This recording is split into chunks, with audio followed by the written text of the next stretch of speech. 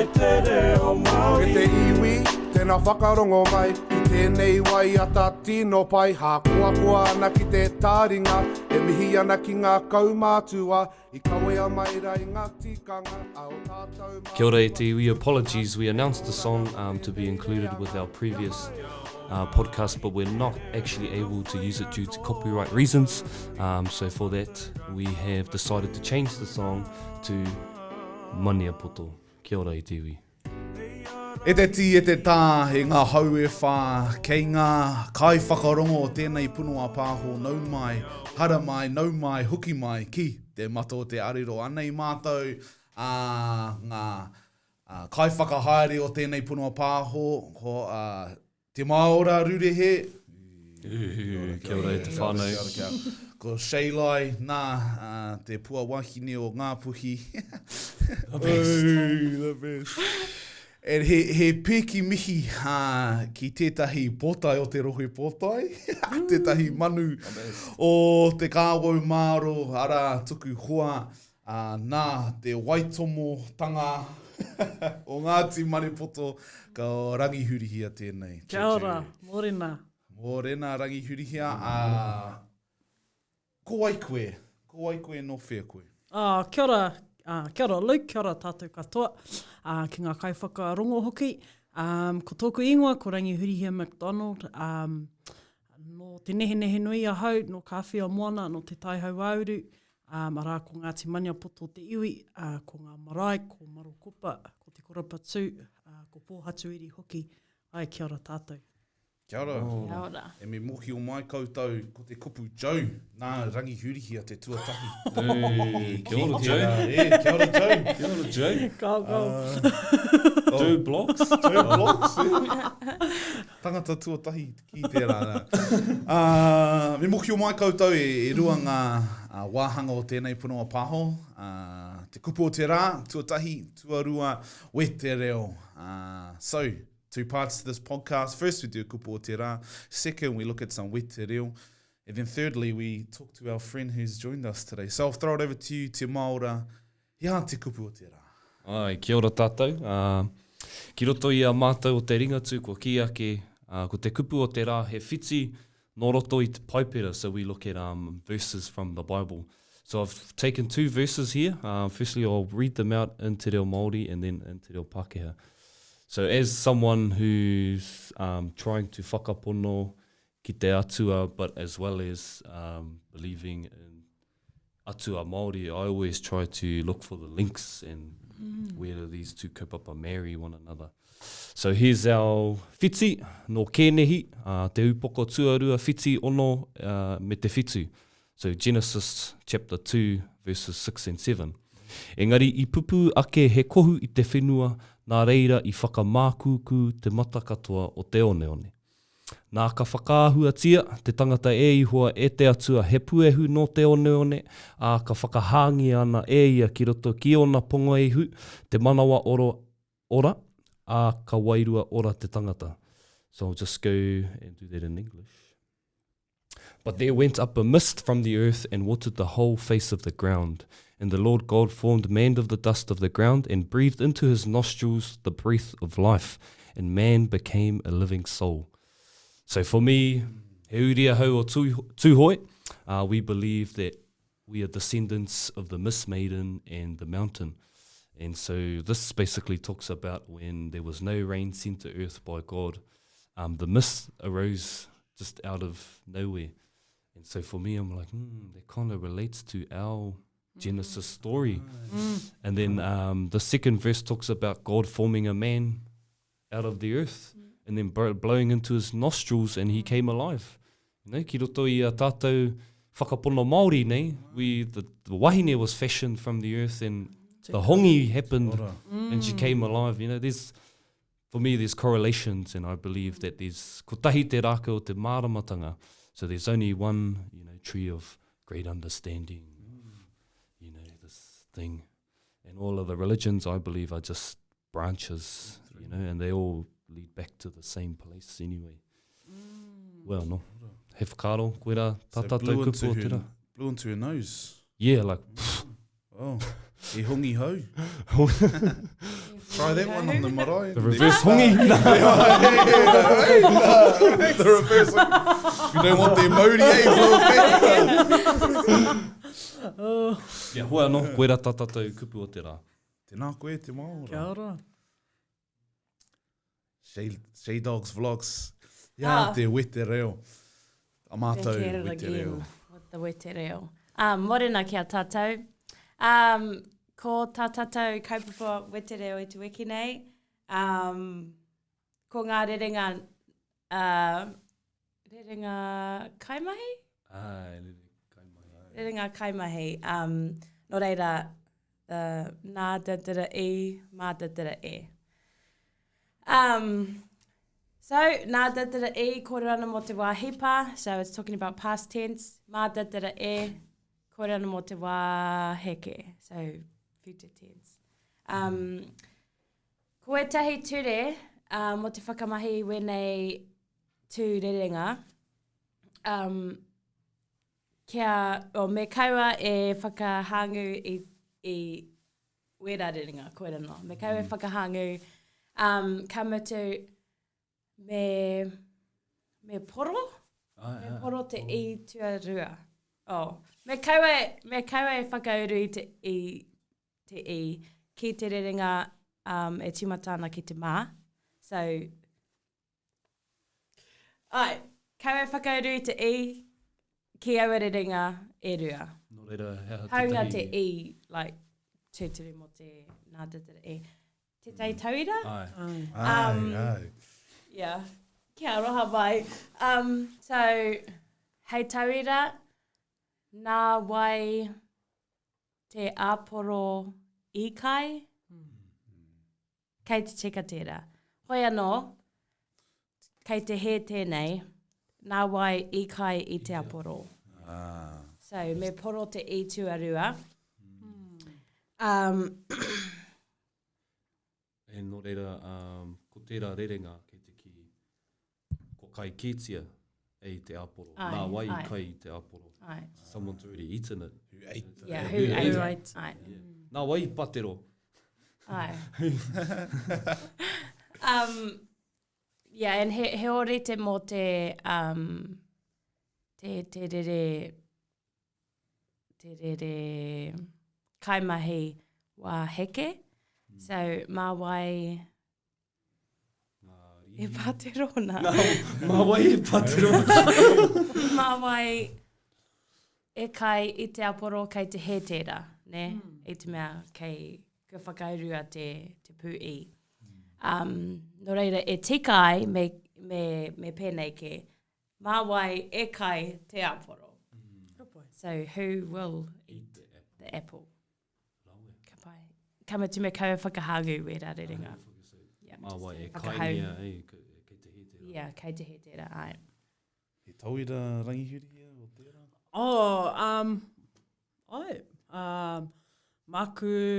Māku ngā rihi e horoi. Ka pai, ai. Nice. Ai. So that's another thing is the tupo or who you're referring to. Mā rātou, you can use that or mā tātou. Ai. Mā tātou te karakia, mā rātou ngā rihi e horoi, o nā rātou te kai. Māku, māu. Never mā koe. Ai. Mā Yeah, ahau. ever. No. You You say wouldn't that say in your yeah, life. No yeah, fair, mā no fair, koe. no fair. So māku, No fair, no fair. that would be used in place of mā hau as māku, or mā u is mā koe. Similar to the tāku, tāna, tōu, māu, māku, māna. I think it was a good way for me remembering when I was first learning as well. Yeah. And the one sentence you don't want to hear when you're at a pōwhiri if you're a tāne, mau e tū.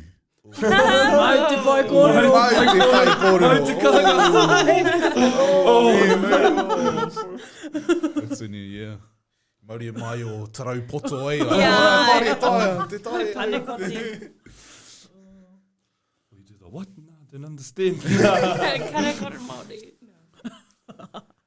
Ka pai, well, I guess we've got a visitor in the studio, so we might as well have a bit of a kōrero about what you get up to here. So, hiha tō mahi, a nāia nei ki te whare wānanga o Waikato. Ai, kei konei ahau, e whai ana i te tohu kairangi i tēnei wā. Ko te PhD tērā, toru tau te roa, ko taku tau tuarua tēnei o te PhD. Ai. Nā reira, taku mahi i ara, he haere ki te tari, ki te tāo o Luke, ki te pato, ki te tuhi, ki te rangahau, pānui, aha rānei, ai. Nā te aha i whakaaro ake koe, ki tērā kaupapa, ki te tohu kairangi. Oh, well, i te kura tuarua i hara mai au ki konei, ki te whai Te Reo Māori, me ngā tikanga Māori, koira taku tino hiahia, kia ako tonu i Te Reo i ngā tikanga, ka haere tonu aku mahi, ka tai ki te wā, ka mutu taku undergrad, BA, tohu paitahi, kare au i hiahia ki te puta atu ki te whai mahi, nā reira i haere tonu taku mahi, ki te honoretanga, ki te tohu pairua hoki, i mahi au mo tēti wā ki konei, ki te whare wānanga nei, ki roto i ngā mahi hāpai tauira, tautoko tauira, student services, student support, mō ngā tau. I tērā tau, i tonoa au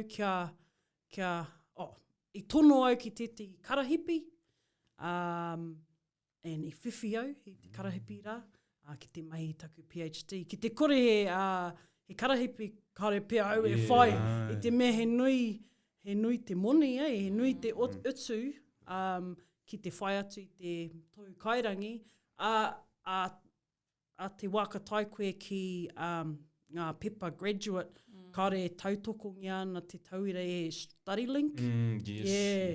Nā reira, i whiwhi karahipi, koera pia te mea i tino, i tino hihi au ki te whai tēnei. Engari, ko te kaupapa he tino pai kia hau, i te mea, ko taku kaupapa rangahau i tēnei wā, he kaupapa e pāna ki te moana, ki te huringa āhuarangi hoki, arā ko te climate change tērā, me te pānga o te huringa āhuarangi ki ngā hapori Māori, ki ngā kaiwhakatere waka, ki te mahi whakatere waka hoki. Ai. Nā reira, he kaupapa miharo tērā kia hau, ko aku mahi a hau e tamariki ana, he kaha ki te hoi waka, i kāwhia, i hau e tamariki ana, taku tainga mai ki konei ki te whare wānanga, hoi au mō te Toki Voyaging Trust, te waka ama, i raro i a matua hoturoa kū, i whai au i etihi o ngā mahi whakatere waka. Ai, nā reira, tino hikaka anau ki rā mahi, nā reira he mahi pai tēnei hei whai māku, ki te whakaora i te moana,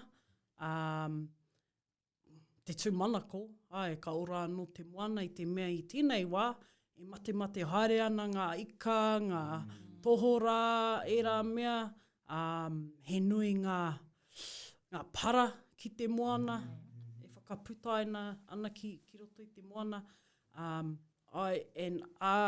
tōna wā, ko tēnei mea, ko te sea level rise, e rā mea katoa, ka pā mai ki a tātou, ko ngā o tātou whānau e noho ana ki ngā takutai moana, ka mate pia i nei mea kino ka pā mai ki a tātou. Ko tātou e noho ana ki ngā takutai, kaha ki te ruku, kai moana, hi ika, e rā mea, a tōna wā, tērā pia. Kare tātou e moho ana, ka aha, ei. Nō reira, he aha te hua, te tuhi i tēnei tuhi kairangi, ko te aro mai o ngā kāwanatanga ki enei kaupapa, he whakatakoto i tētahi ara whakamua, he aha. Ai, ko te tūmanako, i te mea i roto i ngā rangahau mo te moana, mo te taiao, te nuinga o ngā rangahau mai te tirohanga pūtaiao. Ei. Kāre whai wahi ana ngā mātauranga Māori ki ngā rangahau, pūtaiao, moana, aha atu. So there's gaps in the scholarly literature around mātauranga Māori, and everything's sort of from mai te tirohanga Pākehā, from a scientific perspective. In fact, kaore e pērā ana te, ki tā te Pākehā te tiro, kaore e pērā ana te mana o te mātauranga i tā te mātauranga Pākehā, ne? Kei ko nei tonu te mātauranga Māori ki. E ai kia rātou. Ai. Ko taku hie, kia whai mana te mātauranga Māori, he pērā te rite ki tā te Pākehā mātauranga. So, yeah, what I really want is for there to be an acknowledgement that mātauranga Māori does have a vital and valid role to play in ensuring the health of our oceans, of our taiao, and so that it's on an equal standing. And ai he tika tau te maiora, te tū manako, ka whai wāhi mai te mātauranga Māori. So I'm hoping that through my research that mātauranga Māori will help inform climate change mitigation and adaptation strategies in years to come.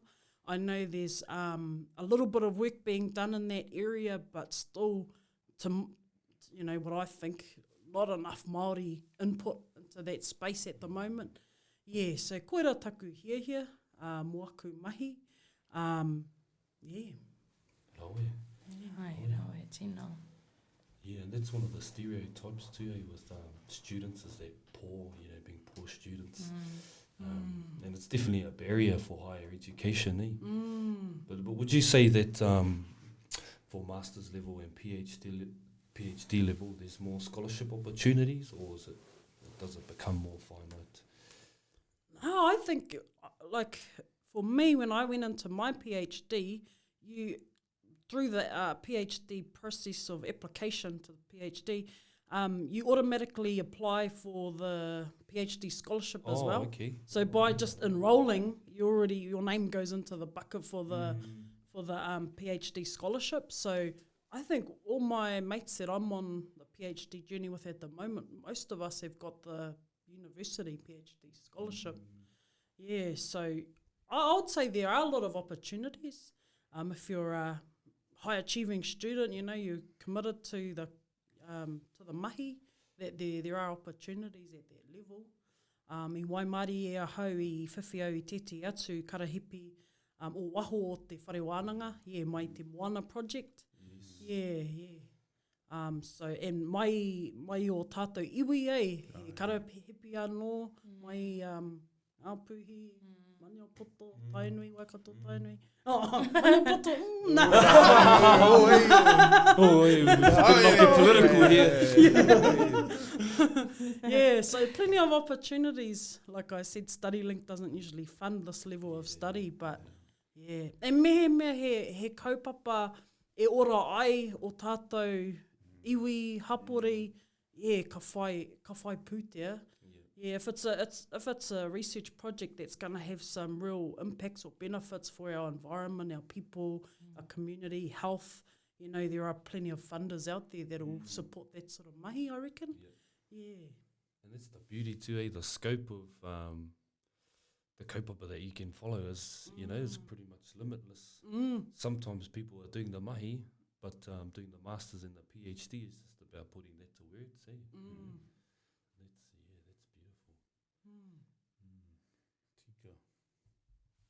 And you did your masters as well, ki te reo Māori hoki? Ai, tuhia ki te reo Māori, ahua te koutou ki muri nei. Rua te kaumatahi o kutou nei. Tuhia I ahau e te koutou nei. Ko. Ai, ko taku kaupapa I taua wā, ko te tiro ki ngā tikanga tangihanga.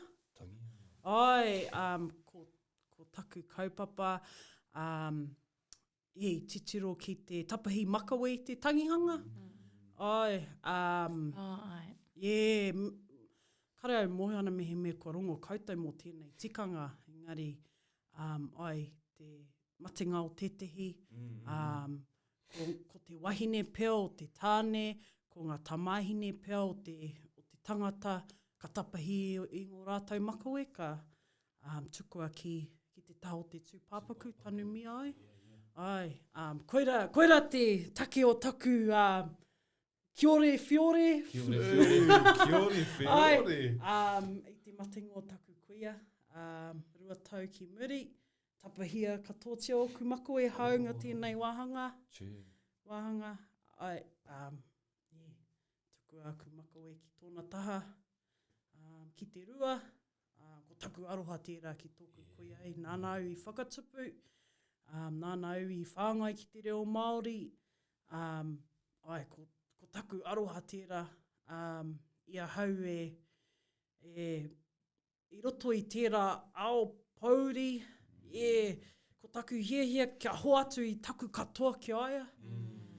Me pewhi au utu I taku kuia mo tana manaaki I a hau, I roto I ngā tau, ko ngā makawe era I tukua ki aia. And ko taku whakaaro, ka mahana ia I roto I tana moe. Mātou makawe. Ai, ma oku makawe ia whakamahana I roto I tōna moe. Ai, engari, I ai ora ana I ki mai ia kia hau, kia kau tapahia te katoa koira te take I mai ai tēnei mea iti nei, I te mea he whakapono tērā o roto I a mātou, me he mea ka tapahia katotia, a te wā ka tupu mai ngā makawe ki taua roa anō, me tapahia anō I te mea ka mate anō te o whānau. Ai, koira te take ki a kaue e tapahia katotia. Ai, nā reira I mai I tēnei moku.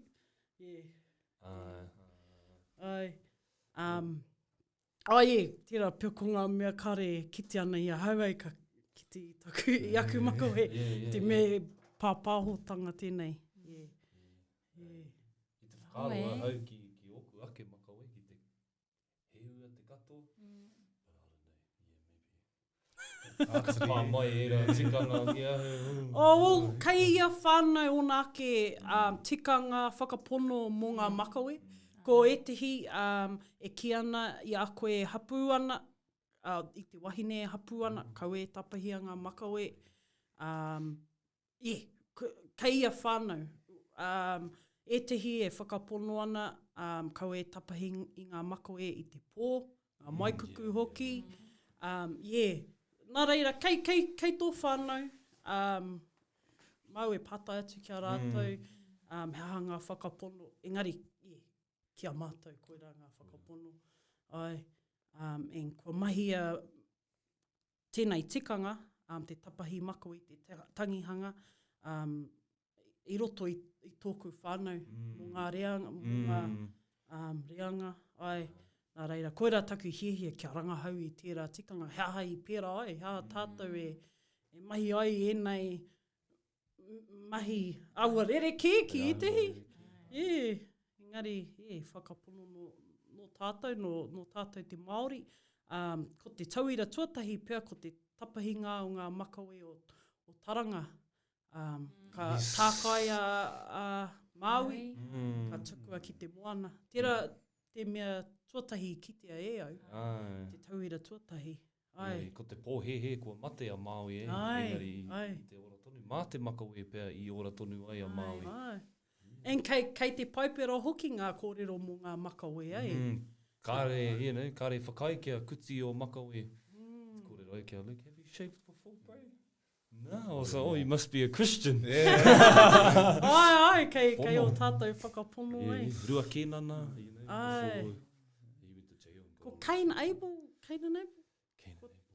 Kare tino mohu ana ki ngā kōrero, but ko tete o ngā tangata o roto o te paipera, I whakapono kei ona makawe, tōna mana, tōna kaha.